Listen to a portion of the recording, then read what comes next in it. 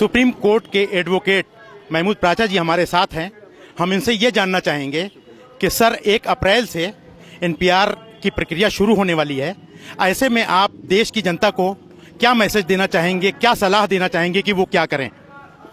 देखिए, CAA, NRC और NPR तीनों ही गैर संवैधानिक कार्यक्रम है। इसमें बिल्कुल सहयोग नहीं करना चाहिए। एनपीआर का जो कार्यक्रम शुरू होने वाला है उसमें कोई भी कानूनी बंदिश नहीं है, कोई भी नागरिक उससे सहयोग करे ऐसा कोई कानूनी बंदिश नहीं है। तो सीधा सीधा जो भी सरकारी अफसर आए उनको बहुत ही विनम्रता पूर्वक आप मना कर दें, किसी भी सवाल का जवाब देने से किसी भी प्रकार से मना कर दें।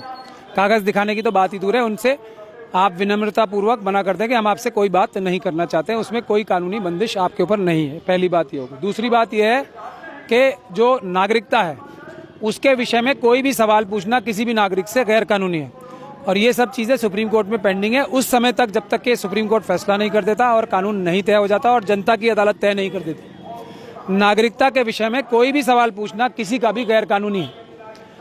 फॉरेनर्स पकड़ना, विदेशी नागरिक पकड़ना एक अलग कार्रवाई है, जैसा कि चोरी पकड़ने की कार्रवाई होती है। उससे नागरिकता का कोई लेना देना नहीं है। दोनों चीज़ों को मिक्स करके ये आरएसएस की मनुवादी सरकार मनुस्मृति लागू करना चाहती थी और उसका एक सबसे बड़ा सबूत अभी आ चुका है, जहां उत्तराखंड की सरकार ने और अब बहुत जल्दी उत्तर प्रदेश की सरकार भी रिजर्वेशन, जैसा हम पहले दिन से बोल रहे हैं, चंद्रशेखर साहब और मैं जामा मस्जिद की सीढ़ियों से 20 दिसंबर से हमने बोलना शुरू किया था ये बात कि असल में मुसलमानों के लिए ही ये नुकसानदेह नहीं है। ये मुसलमानों को निशाना बना के सीए एनआरसी नहीं लागू की जा रही, बल्कि असली इनका बड़ा निशाना एससी एसटी और ओबीसी भी। उसकी पहली कड़ी में मनुस्मृति लागू करने की इन्होंने रिजर्वेशन हटाने की साजिश की है उत्तराखंड में और उत्तर प्रदेश में।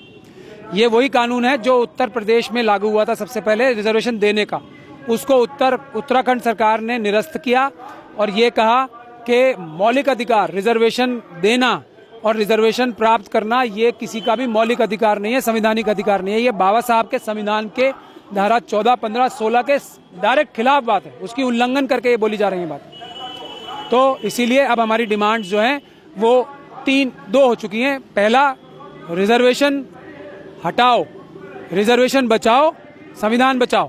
पहला, रिजर्वेशन बचाओ, संविधान बचाओ, आरक्षण बचाओ, संविधान बचाओ और नागरिकता बचाओ, संविधान बचाओ। ये हमारी डिमांड्स हैं सीधी सीधी।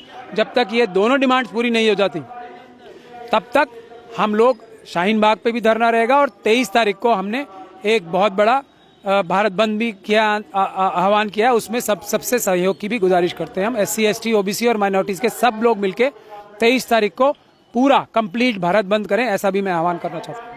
सर, जैसा कि आपने कहा कि सुप्रीम कोर्ट में विचाराधीन है ये मामला, तो फिर कैसे सरकार 1 अप्रैल से शुरू कर रही है ये एनपीआर की प्रक्रिया?